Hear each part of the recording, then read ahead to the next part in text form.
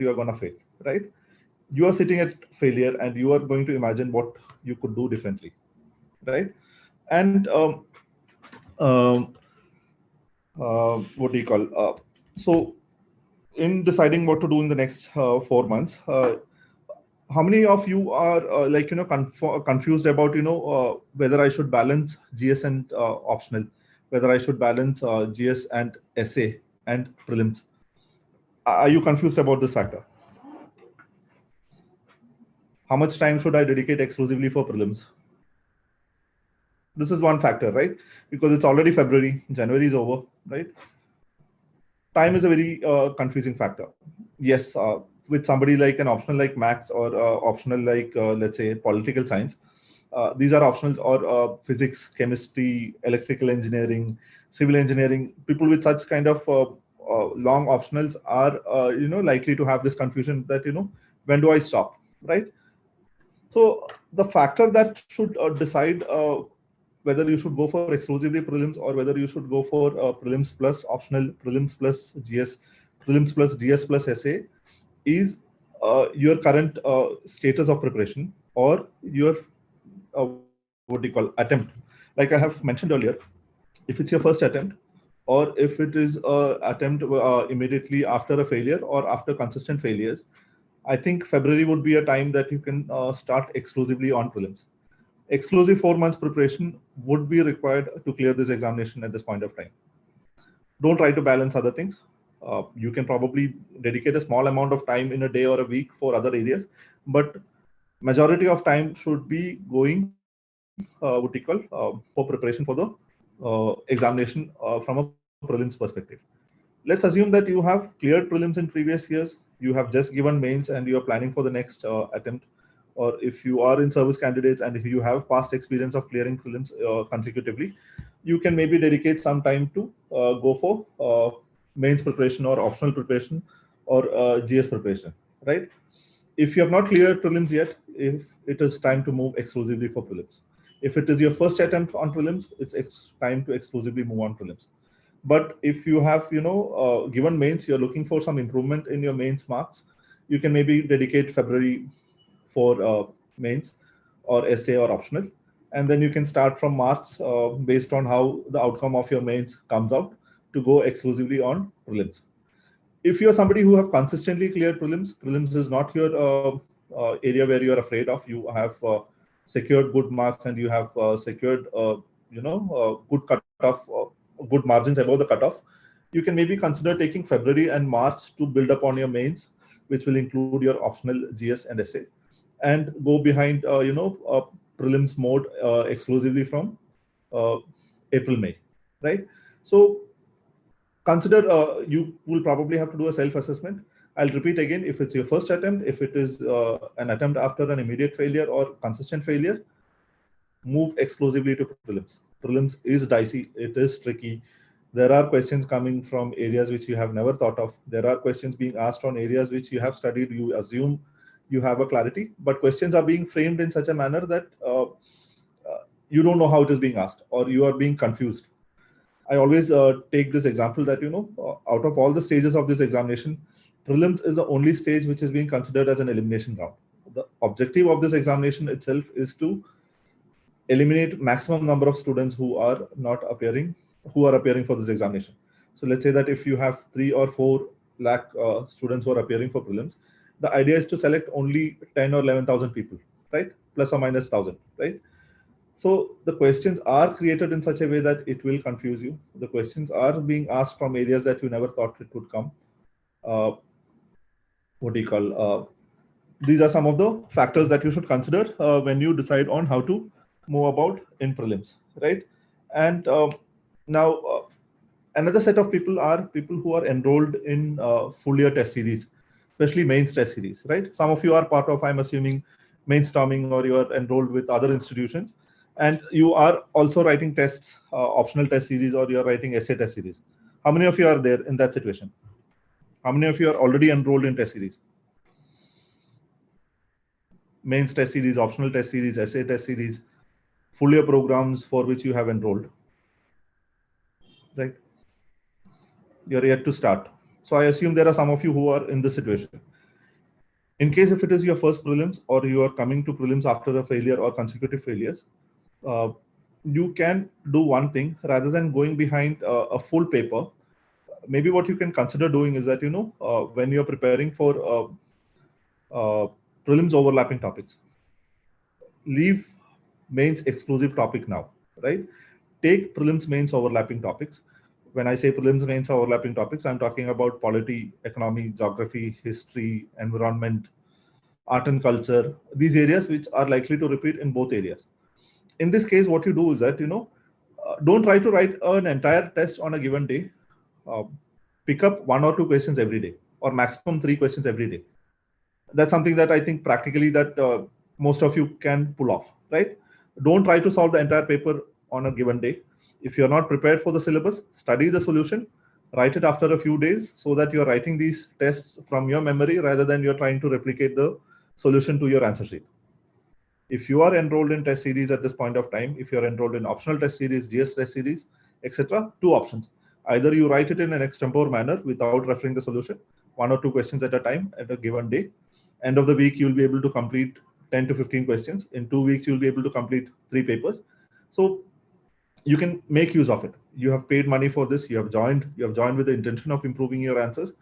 Submit these papers. Don't assume that you will wait for a perfect scenario or you will not do answer writing. Use answer writing as the factor which I will consider is that use answer writing as something that will break the monotony of prelims preparation. When you're exclusively doing one subject or one approach, writing 1 or 2 answers or 2 or 3 answers on a given day is something that will give you a break from that monotony, right? So 2 answers, I think most of you can complete 2 or 3 answers in 30 minutes. I don't think it will take more than that. And most serious aspirants at this point of time, I am assuming, will give 9 hours or more. And half an hour in that given timeline is a very small amount of time that you can afford to engage in answer writing. If you are enrolled in essay programs, target writing an essay every fortnight. Essay paper has changed. If any of you have not seen this year's essay paper, go back and look at it. This is going to be looking scary because it's not like the traditional essays where there is a clarity on what is expected from you to write. It would be a reasonable idea to write 1 or 2 essays in the next 2 months, one at a fortnight, right? Don't write 2 essays back to back, write 1 essay at a time, right? Every week you can probably write 1 essay and the next week you can write the second essay, right? But if you are enrolled in programs, you write those tests and get those evaluated and get feedback on those tests so that you will get some benefit out of those programs. And as long as it's prelims mains overlapping topic, my advice is that it is going to improve your clarity on issues that you're preparing for prelims. It's not going to go negative against you. If you are going to write answers on current issues or if you are going to write answers on what do you call static areas, that will only improve the depth of understanding that you have on that particular issue. And I'm assuming you have 3 weeks, 12 tests. You will have roughly 150 to 200 answers to write. 150 to 200 answers spread across 60 or 90 days or 80 days is 2 or 3 answers a day, right? And that is 150 to 200 themes taken care of. If questions come from those areas, or if these areas are options to be eliminated in prelims questions, it will work in your favor, right? So this is my advice with respect to programs that you are already enrolled in, with respect to mains, essay, with respect to optional. Write at a shorter pace. Write 2 questions at a time, 3 questions at a time, max. Don't dedicate more than half an hour or 45 minutes in a day for this, right? This is one of the factors that I wanted to add with respect to this, right?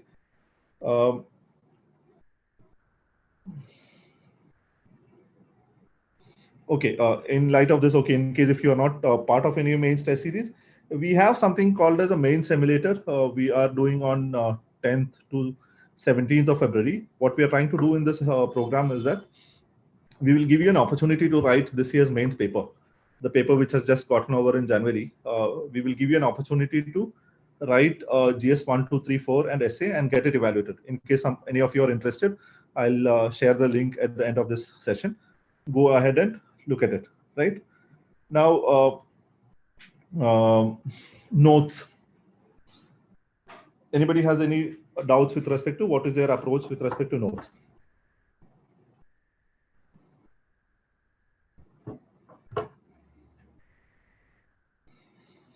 See, 4 months away from the examination will not be a timeline that you can start things from scratch. If you already have notes, work on updating that, work on fine-tuning that. If you are going to start making notes at this point of time, I would suggest rather to collate notes which are existing and adopt them for your preparation rather than create from scratch. Internet and various websites are available and you have notes on everything. If you want a list of governor generals, you'll get it and their contributions. If you want a list of Ramsar sites or national parks, you will get it. You will get documents which are in concise formats, which is already being done by somebody else, which you can use to prepare for prelims. I personally don't think making short notes on prelims will be practical to be started at this point of time. Use existing notes, update on those existing notes. If you have existing notes, update on those. Starting from scratch may not be useful. I'll come into the details on which subject to emphasize on, which subject areas to emphasize on. I'm going to get into those details. In case if you really want to work on notes, you can maybe narrow down your areas or narrow down on subjects or themes that you will make notes on. Identify areas which are highly repetitive in nature and work on notes for them, right? I have seen some extremely good notes which is available on various portals where notes have already been concised, terms which is being used in economy, notes for history, maps related notes for art and culture. You have various notes which are available and most of them are in concise format. I can share some of the notes formats. I have a lot of toppers notes. I can share those notes with you and you can maybe expand on that. One approach is to print A4 sheets on one side and then update whatever you want on the back side where you have not printed anything, right? So you don't have to start from scratch. Starting from scratch at this point of time may not be practical. There are, certain sources which have concise, summarized versions of chapters at the end of the chapter. You would have noticed in Spectrum at the end of every chapter, there is a summary of that particular chapter. Those can act as notes for your revision, right? That's one part. Another important question or regular question that people ask is with respect to current affairs. What do you do about current affairs, right? I think there is a disproportionate emphasis being given on current affairs, considering the weightage of marks that's coming from current affairs. Going behind too many sources, giving it too much time may not be giving a desired result for many people in prelims. If you have appeared for prelims in the previous years, you would have noticed that you have spent a disproportionate amount of time on current affairs. You have referred multiple sources, you have referred multiple times, and you experienced either two of these. You got questions from areas which you did not expect of, or you got questions on areas which you had prepared, but you are not having clarity because it's extremely factual in nature, or it is extremely difficult to narrow down a correct answer, right? So I practically feel, again, this is a personal opinion, I feel you should be concentrating on certain areas. I'll come to those areas which you should work on, and I'll objectively substantiate why you should emphasize on those areas in this preparation, right? So current affairs is something, preferably go for one source, not multiple sources. There are various sources. IAS Parliament is an extremely good source. If you're not satisfied with IAS Parliament, you have other sources available. But irrespective of which source you refer, make sure that the source is one, right? There may be difference in content between various sources, but it is very difficult to differentiate that, or it is very difficult to quantify the outcome of referring one source over the other, or referring multiple sources. The idea behind referring one source is that it will help you revise multiple number of times. It will narrow down your preparation as much as possible, right? So current affairs is something that you have to go for one source, right? If you are somebody who is willing to invest in certain courses, there are current affairs courses which are available, which maybe you could consider. Rather than going behind one source, you can probably delegate the importance of current affairs to a course or a teacher who shortlists or narrow down certain sources or certain topics and helps you prepare for those topics. So that's something that you can think of doing, right? And so in the next 4 months, newspaper is enough for current affairs. I don't refute that idea. I do find a lot of websites, a lot of YouTube channels. The Shankar is what you call daily news analysis is extremely good. Again, it depends upon the amount of time that you're giving for preparation. For a working candidate, rather than sitting and making notes on newspapers, I would suggest to go behind a YouTube channel which you can consume while commuting, consume while working. So your circumstance will define your source, right? The amount of time that you're dedicating for that particular subject area will define your source, right? Irrespective of how much emphasis you give, primary rule is don't go beyond one source. The weightage of questions is roughly 20 to 30%, and it is an unpredictable area, and it is something that what do you call something that can be unpredictable, right? So I would say that you investing your time on some other areas would have a better ROI than going behind current affairs, right? Yearly magazines, monthly magazines, definitely one of that. There are various sources. One of the sources would be identified, right? And use one of the sources, right? Rather than going behind multiple sources. And why I'm insisting on this one source idea is that, I know people who are following monthly magazines, who are doing daily current affairs notes, who are watching YouTube channels, and they give a disproportionate amount of time for current affairs. And in the end, when the questions come from current affairs, it what do you call does not give a desired result, right? Monthly compilations are reliable. There are various compilations, and each compilation has its merits and demerit. You narrow down on a certain monthly compilation. Irrespective of which monthly compilation you follow one at a time. Revise as many times as possible. Okay. Now, I think that is another question that I'll come to. Anand has asked a nice question out here. What about test series? How many tests should I solve? How many papers should I write? This is one important factor for somebody who's appearing for prelims. I cannot undermine the importance of a prelims test series. I feel one of the most important factors in preparing for prelims is solving a lot of questions. Because it's one thing to understand a concept. That's something that will have an incremental improvement over revisions. Let's say that you make notes, or you have studied Lakshmikant and you revise it a multiple number of times. The knowledge that you gain by solving questions on topics that you have covered is completely different and applied compared to revising the notes or the sources that you have. It is extremely important to solve questions on what do you call syllabus areas and themes that you have completed. It is important to look at previous year questions. It is important to solve some of the previous year questions. And why I insist on this is that, when you solve a particular question, you will understand that, how a question can be framed from a topic that you have studied, how it can be made confusing, how what do you call questions will come from areas that you have never imagined, and how will you approach such kind of questions. There are basically 6-7 different types of questions, and while solving tests, you will be able to understand what type of questions are you good at solving. Some of you are good at solving master followings. Some of you are good at solving chronology-based questions. Some of you are good at solving 4-statement questions, 5-statement questions. There are multiple different types of questions. The idea of a test series is to experience a prelims question as many number of times as possible, so that you are able to judge not only your knowledge towards a question or a theme, or it is also to judge how you respond to a certain situation. See, when you solve multiple number of questions, you will realize that, what kind of questions gives you more anxiety. What areas of questions, subjects areas are you more skilled at? What areas should you invest more time on? From what subject areas are you more likely to make silly mistakes? And one of the common factors that we have seen among people who clear prelims regularly is that, they solve a large number of tests. I have seen people who solve 50 tests, 60 tests, 70 tests. I even have toppers who vouch on solving 10,000 tests in the last 2-3 months. There are toppers who solve just tests. They don't go back and look at their sources.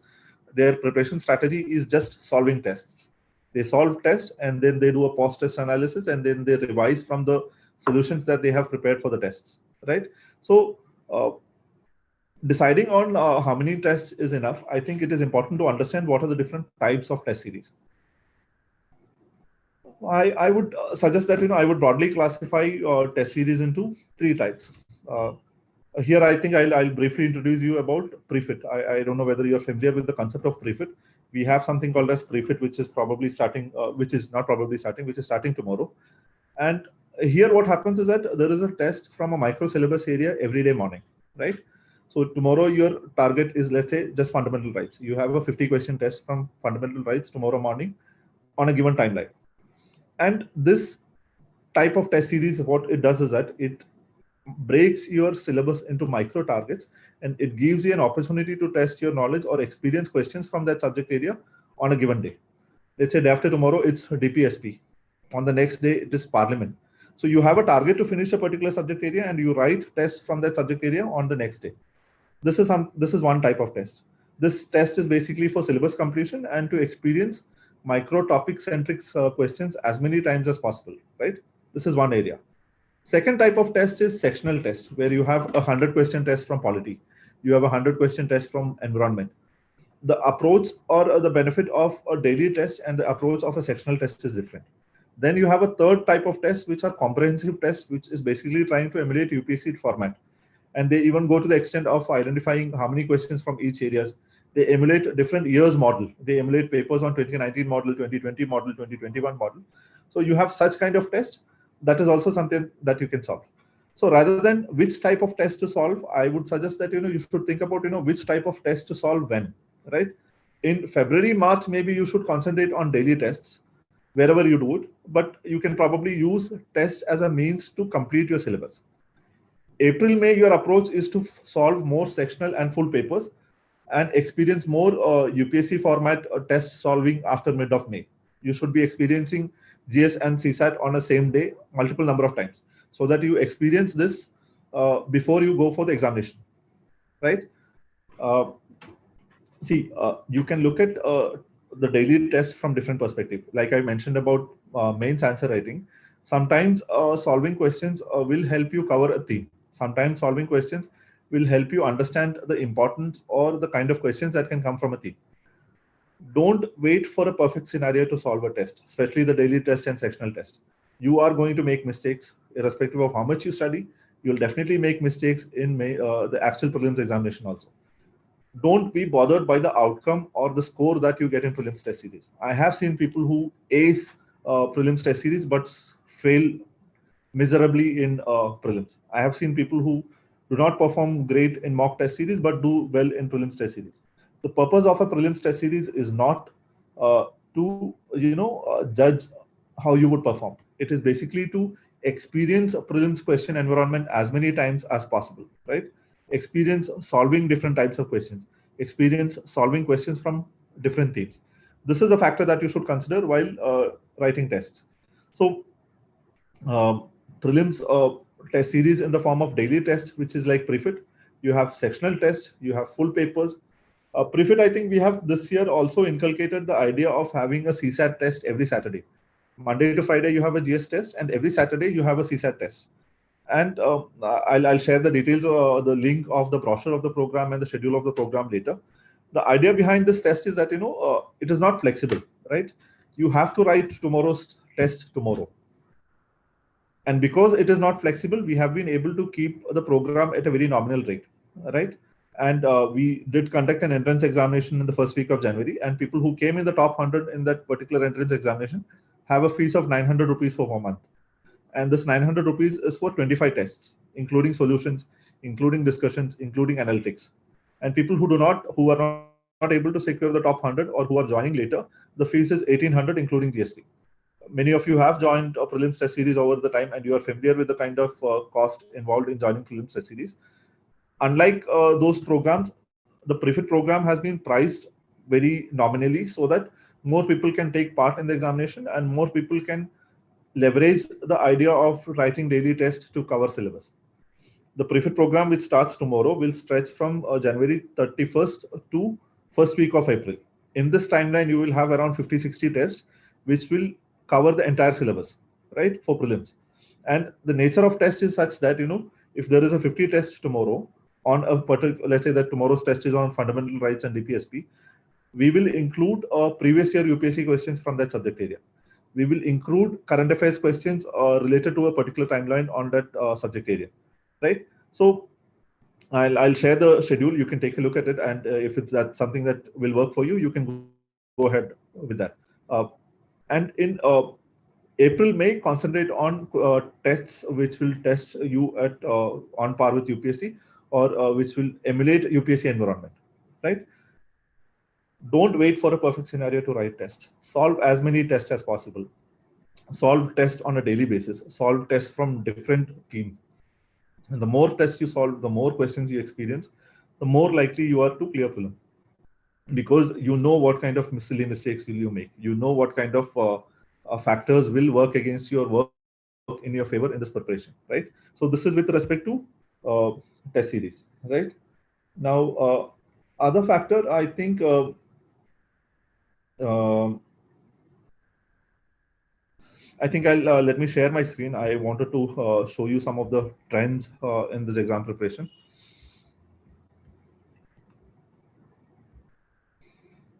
Is my screen visible?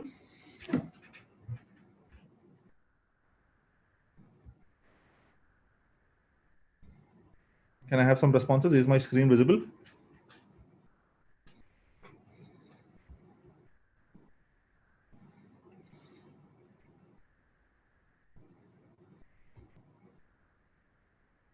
Okay. So this is basically an analysis of questions or number of questions that has come from different subject areas. What I have done is that I have broken the subjects from which questions have come. I have segmented this on the basis of last 5 years. This is the number of questions that has come from different subject areas in the last 5 years. So why I have sequenced on the basis of weightage is to emphasize on areas that you can work initially or give more time, and emphasize reduce time on certain areas. I see a lot of people going behind ancient India, medieval India, art and culture. I'm not saying that questions don't come from there, but the number of questions that come from those areas are not as much as other areas, right? So I think this is the weightage of questions from these 5 core areas: polity, economy, environment, science and tech, and modern India. This is a weightage. This is the average weightage of the last, what do you call, 5 years. If you have a higher success ratio, if you are able to get questions right from these areas, this will go a long way. I have gone one step ahead and given you micro topic wise weightage, right? Within polity, from what subject areas are questions coming, from what keyword areas are questions coming. uh, we will be sharing this document after this, so don't worry. You don't have to take screenshots, or you don't have to look at these areas. We will share this document with you. So we have given syllabus keywords wise weightage for topics like polity, economy, uh, science and tech, history, environment. So if you are preparing polity, it would be wise to concentrate on certain areas, on center-state relationships, on fundamental rights, on constitutional bodies, on DPSP, because these are areas from which questions are regularly repeating, right? Rather than going behind everything, I think one of the factors that you could probably consider, I'm trying to give you an objective reason why you should consider certain subject areas, or why you should devote more time to certain subject areas, right? Between polity, economy, environment, science and tech, and modern India, the weightage is around 71 questions, right?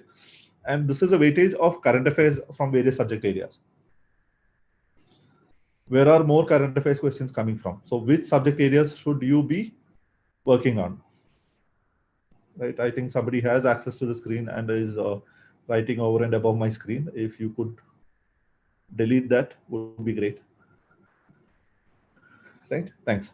So this is a weightage as per subject. This is a weightage as per current affairs. This is one of the factors which would influence how you would dedicate time for subjects. How much current affairs should you be preparing, and what sources of current affairs you should be preparing, what themes on current affairs should you be preparing. So this is the subject-wise trends, core area weightage. This is the current affairs trend, from where are questions coming, where should you invest. This is the cutoff of the last 5 years. This is to basically show you that the cutoff has been going down. This is basically a reflection of increasing toughness or difficulty level of the examination, or increasing unpredictability of the examination. You will come across people who are saying I scored 140, 150, and these are people who wrote 4 years or 5 years ago. Now number of people who are scoring above 120 is almost nil, right? This factors, this is a weightage, average 5-year weightage marks from different subject areas, right? In terms of polity, In terms of economy, questions are more likely to come from banking and from external sector, from money market, from financial markets. In science and tech, more questions are likely to come from IT, biotechnology, green technology, health and hygiene. This is an idea which gets repeated. In history, which areas are more questions likely to come? In environment, which themes are more likely to come? This is one factor which should influence how much time you dedicate, how your timetable will shape out in the next 4 months. I have created a timetable format. I'm sharing this Excel sheet with you. You can modify on this timetable. I don't mind you making your own time slots. I know some of you would probably start earlier or end later or end earlier. You could make your own changes. The idea is that at this point of time, a serious aspirant should be clocking in 9 hours a day. Uh, I don't want you to go overboard and target 10 or 12 hours right now, because there is a high chance that you will burn out if you go heavy right now, right? February, March, I think it would be advisable to target 9 hours a day, 3 slots of 3 hours each. And this is something where you can divide slots into subjects. Maybe you can, in mains, there is a strategy that we adopt that, one day of the week is a test day and a test analysis day. Maybe you can consider half day of Sunday as a test day and half day as a break. It is important not to burn out, right? Don't. There's a very interesting book called Atomic Habits. I don't know how many of you have read. In that, a very interesting concept that they talk about is that it should not be too easy or it should not be too difficult. If the target that you set is too easy, it will make you bored and you will stop following it.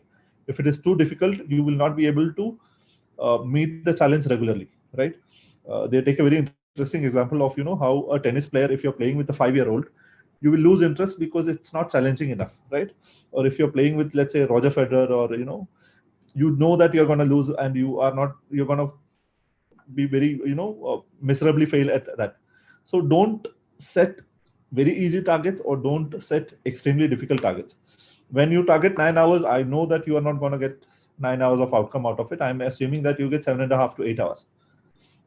The efficiency focus is something that is missing from most of our lives. Every 5 minutes we pick up devices, we look at what are the status updates, what are the notifications. You are constantly distracted. So consider all these factors which will act as a deterrent in your preparation, and create a timetable. See, a timetable is not something that is watertight. You can pivot, you can keep making changes to the timetable frequently. You can reduce weightage of time, you can increase weightage of time. And one of the factors that should influence the amount of time that you're going to give for a subject is this: the number of questions that's coming from that subject area, the number of current affairs questions that's coming from that subject area, right? And other ideas that you can pitch for is that if you're somebody who are regularly clearing prelims, you can maybe dedicate 2 slots for mains and optional preparation at this point of time, and only 1 slot for prelims. If you are not clearing, maybe out of the 3 slots, 1 slot is for current affairs and 2 slots is for subject completion, or 2 slots in a week is for test solving. And when we talk about test solving, I think as much as it is important to write test, the post-test analysis is extremely important. Uh, I've heard some very interesting ideas, because again, in tests, you will make silly mistakes. You will bluff and you will succeed at it. You will bluff and you will fail at it. It is important to have a post-test analysis which will help you assess your intuition, which will help you assess areas which you are making wrong, which will help you identify areas which you have to strengthen, right? So as much as a test taking is important, a post-test analysis is extremely important. Sometimes you get a question right, but the logic which you arrived at that solution is not the right logic. You just got lucky. That cannot be a guarantee that if a question from a similar theme comes the next time, you're likely to make a correct judgment at that point of time. So it is not just the questions which you're solving wrongly that you should be worried about. You should also be worried about questions that you are getting right, whether the reason for getting right was logical, whether it was objective, or whether it was a what do you call, calculated guess, or whether it was a bluff, right? So I've just included a table on post-test analysis. You can use this after every test that you solve. This is a dummy account, dummy data. The number of questions that you're solving, the subject areas from which you're solving, the type of questions, right? I'll show you the type of questions that are there. Simple question and answer type, simple question and answer type with lengthy statements, 2 statement-based questions, 3 statement-based questions, 4 statement-based questions. So you can fill out which category of question is it? Is it a category question, B category, C category, D category? For what do you call filling in type of question is that, so that you understand which type of questions are you getting right, which type of questions are you making silly mistakes, right? Another factor that you should consider a post test is that, how much knowledge did you have on this question? Did you have factual clarity? Do you have conceptual clarity? You were eliminating using certain what do you call peripheral content. You should key in these factors also, so that you know that what combination of factors is making you get the right answer or the wrong answer, right? As much as you measure something, the chances of you being able to improve that increases, right? What gets measured gets improved. That's a very famous way of looking at it, right? Surety is something where you know that I opted this option because I'm 100% sure this is the right answer. And many a times you'll realize that even questions which you are 100% sure, you get it wrong, right? And how many questions which you are 100% sure are right? How many questions which you are 100% sure are wrong, right? There are some questions which you have a reasonable assumption, you are sure about 3 options, you go for 75%. 50-50, you're giving a calculated guess. There are questions which you are not even 50% sure of getting it right, but you bluff and then see the outcome, right? And post test, each question is something where you have to understand whether you should revise this concept, whether you should go back to the concepts. This is an easy question, so I don't have to worry about it. You need to develop clarity on this. Or did you have a wrong assumption when you got it right or wrong, right? So a post test analysis is as important as a test, right? So if you are dedicating, let's say 4 months, at least 1/3 of the time in the next 4 months would be on test taking and post test analysis. 1/3 of the test will be for syllabus completion and 1/3 of the time for revision, right? This is one way of looking at it. You divide 4 months into 3 slots of 1/3 of 4 months, right? Or second option is where you dedicate 1/3 of the time for static areas, 1/3 of area for dynamic areas, and remaining 1/3 of time for revision and test solving. Irrespective of how much time you have, 1/3 of the time that you have should be dedicated on test solving and post-test analysis. Another interesting idea that I have come across is that there are people who maintain a black book on prelims. The black book will basically include observations on what kind of areas are they getting wrong, what kind of questions are they getting wrong, what kind of themes are they getting wrong, or questions in which they were confused, right? These are basically, see, the idea of doing a test is that one, you get practice on solving papers. Second is that if similar questions come later, you are able to solve better, you are able to get it correct the next time around, right? So maintaining a separate book which will identify areas which you make mistake will be something that can be useful in revising in the month of April or May, right? The lesser number of silly mistakes you make, the more chances of you are able to clear this examination. The difference between a serious candidate who do not clear and clear this examination is not more than 2 or 3 questions. I'll repeat this again. If you are clearing and not clearing, and if you're a serious aspirant, usually the difference is a net 2-3 questions. Unless you take maximum number of tests in the next 125 days and fine-tune your intuitions, fine-tune your hunches, fine-tune areas which you need to prepare more, fine-tune type of questions that you need to be careful about, fine-tune keywords in the question that you should be careful about, you will not be able to reduce the number of silly mistakes, or you will not be able to reduce the number of mistakes that you're going to make. Test taking, post-test analysis, and a black book on the observations that you make in this process is extremely important. This will fine-tune how you are going to go about, right? I have included the pre-fit schedule in this document, right? I'll be sharing a Google form at the end of the session. You can fill up this Google form and this document will be shared with you. Along with this document, we also have another document. This is a analysis of the last 7 years of questions. So this has gone into details subject-wise. Each subject, what questions have been asked, how many questions have been asked. We'll share this document with you. Any serious candidate should have in the tip of their tongue 2 things: the syllabus and an understanding of the previous year questions. Previous year questions is your window to how things could shape up in the next year, or how UPSC thinks while framing questions. This is a 200-page document. I would advise that you go through this thoroughly before you go behind any subject area. Let's say that you're starting about with polity. It is important to look at the previous year questions. What type of questions are being asked? Uh, how much weightage is that for this question? This analysis will really help you with respect to your preparation, right? One second. Any questions so far? I will be sharing a Google form, and you can fill this Google form, and based on the emails that you provide, you will be able to, what do you call, get these answers.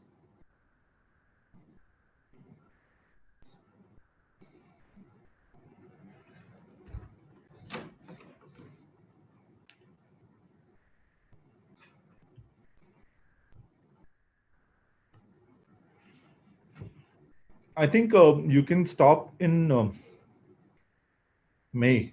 You can consider current affairs up to April for prelims. If you're already part of pre-storming, see, pre-storming is valid till prelims. You can maybe delay the pre-storming taking process and concentrate on pre-fit at this point of time. I'm sorry, the call is yours, right? Okay. We also have a CSAT refresher program for people who are finding it difficult to secure good marks in CSAT. We have a 20-class exclusive CSAT program, which has already started, and we will be having multiple batches starting earlier. You will have to contact the Delhi branch with respect to the subsequent batches. I think some batches have already started. Not I think, some batches have already started and active. The subsequent batches will start sooner.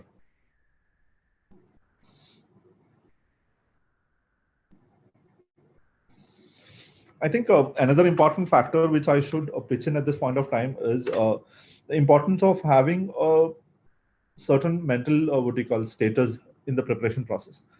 One factor which seriously affects people in the preparation is the pressure that they are under. The more seriously you take the examination, the more likely you are to succumb to pressure. Consider this as any other competitive examination. You could clear this examination, you could fail in this examination, but the more invested you are on the outcome, the more likely you are to succumb to pressure. Pressure could be in the form of fear of missing out. You could be in the form of peer pressure, not being able to complete the syllabus, not being able to make notes. There are various factors which will influence your pressure.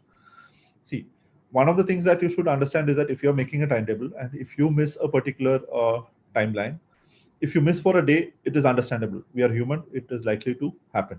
But if you miss subsequent days, or if you miss number of days together, it is a mistake on your part. Missing once in a while, one day at a time or one session at a time is acceptable, but make sure that you could stick to a schedule on the second day at least. Don't break the schedule.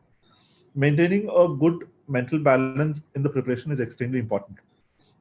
This is why we insist on not over what do you call, burdening yourself with extremely difficult targets which will be difficult to follow, right?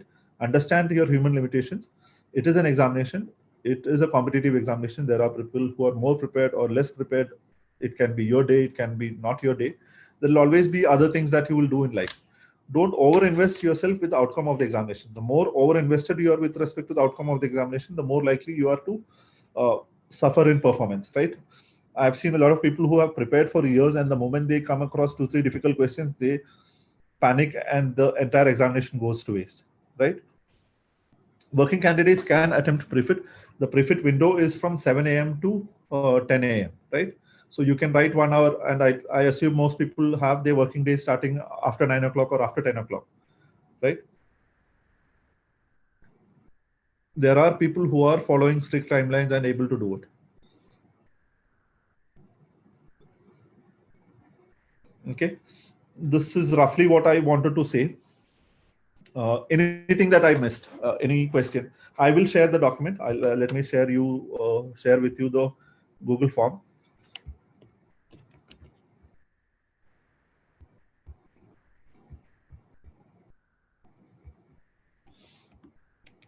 This is a Google form. Once you fill up, we will get the email details and we'll share the document with you.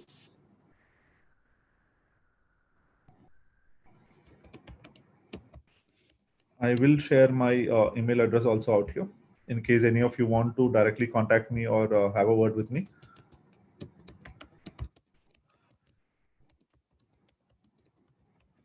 I'm not going to share my mobile number in this session. It's an open session. In case if you want to speak, you'll have to mail me and request for or ask for my mobile number, and then I can connect with you directly, right?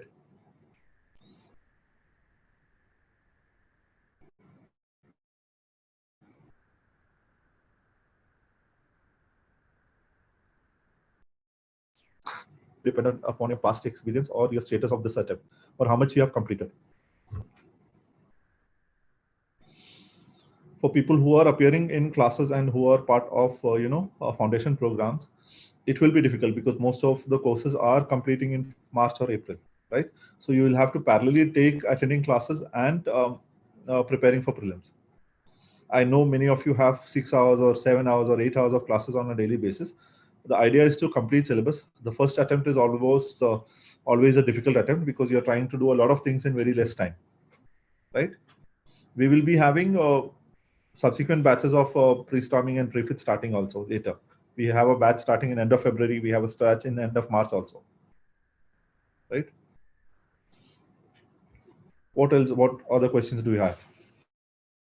So from my end, I'll be sharing that document which has an analysis of last 7 years question papers.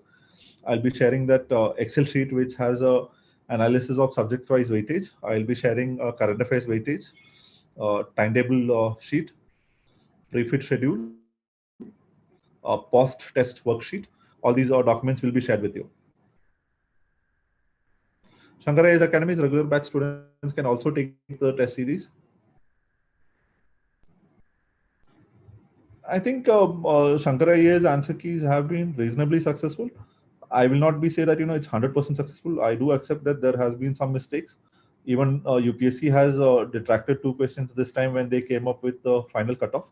So many questions are shaped in such a manner that it is difficult to come up with a 100% accurate conclusive keys. I will share the prefit link.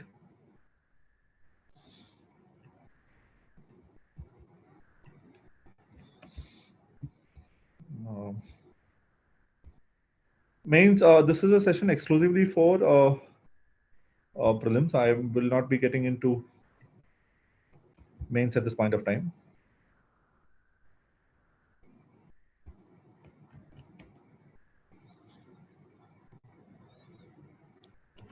See, in CSAT, what I have realized is that, especially when we are making keys, the quant or the quantitative aspect is more accurate or more predictable compared to the verbal part. You may have noticed whenever there is a key that comes for CSAT, there is no, what do you call, consensus on what is the right option for a passage, right? And one of the factors that is happening right now is that, passages have become extremely lengthy, questions have become extremely lengthy, and people who start with passages get stuck in passages and don't have sufficient time to give for quant and vice versa. So the idea is to do a refresher program or practice a lot of CSAT papers.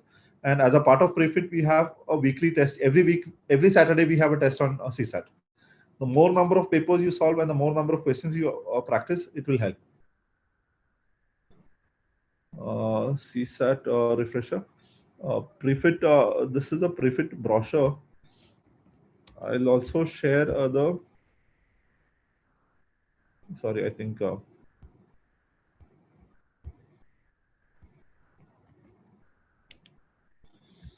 one second. Let me share.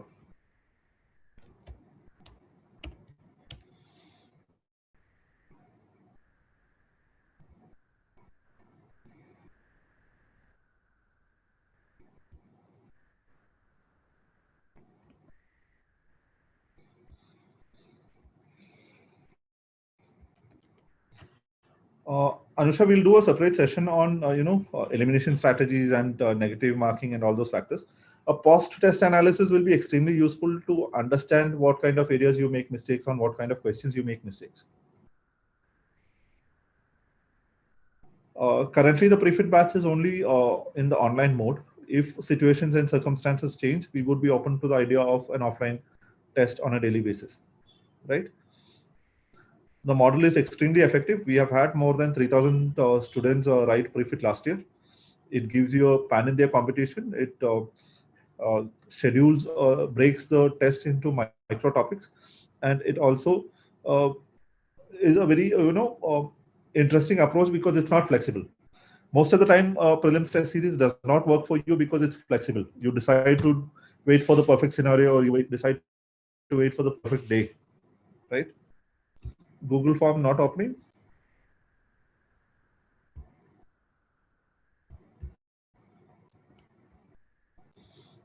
This is working fine for me. I had tested it before the session. Maybe you'll have to be logged into Google to open the Google form.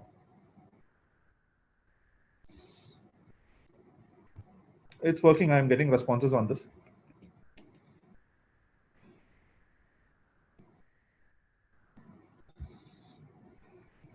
Right. If there are any personal, what do you call, individual questions that some of you want, I am sharing my email address again. You can write to me and we can try to connect and discuss those aspects.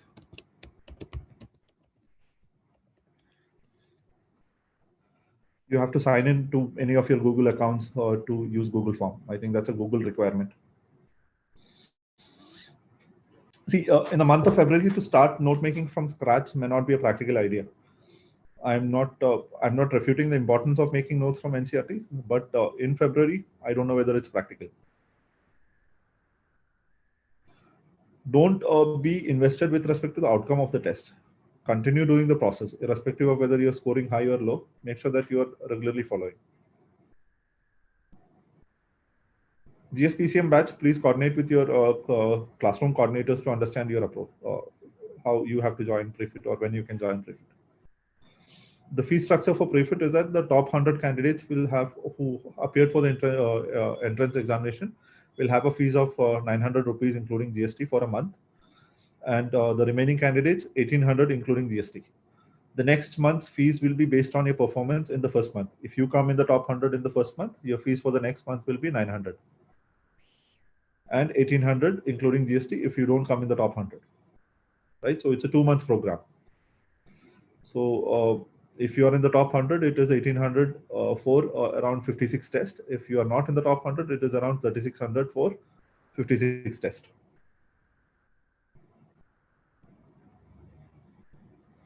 Negative marking technique we will not be discussing right now. We will be having a separate session for that later.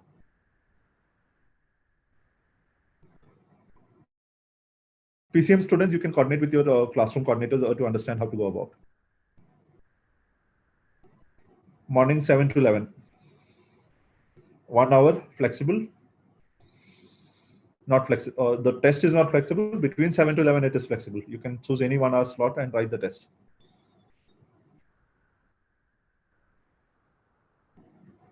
Nima, please mail me directly for these questions.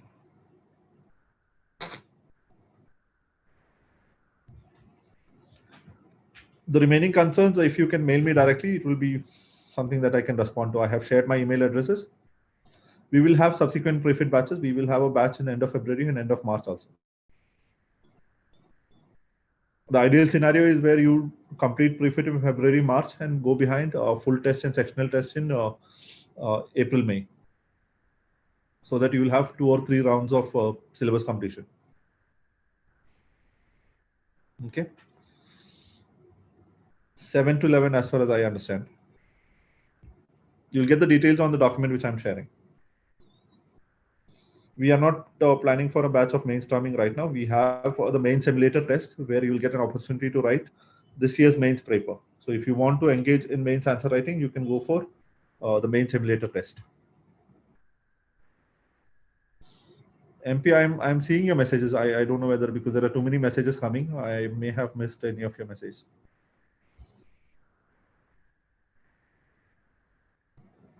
If you're already part of pre-storming, with respect to PCM students, it is better to consult your classroom coordinators with respect to this. Details regarding prelims crash course and current affairs revision courses will be updated on the website. Mains related tests for people who have joined mains test series which ends before prelims can be written till prelims. Continue answer writing, but at a shorter pace, maybe target 2 or 3 questions a day.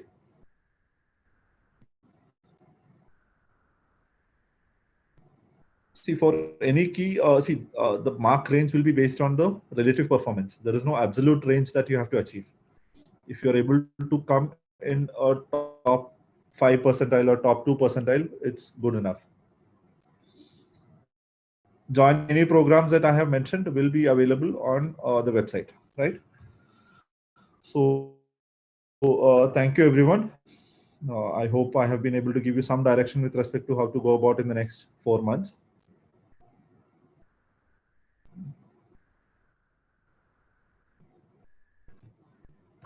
Thank you so much. Thank you for your time. If there is anything else, mail me directly.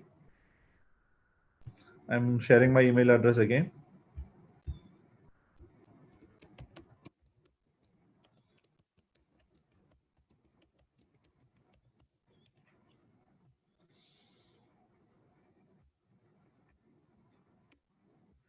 Sharing the Google form again. Please register in the Google form for the documents.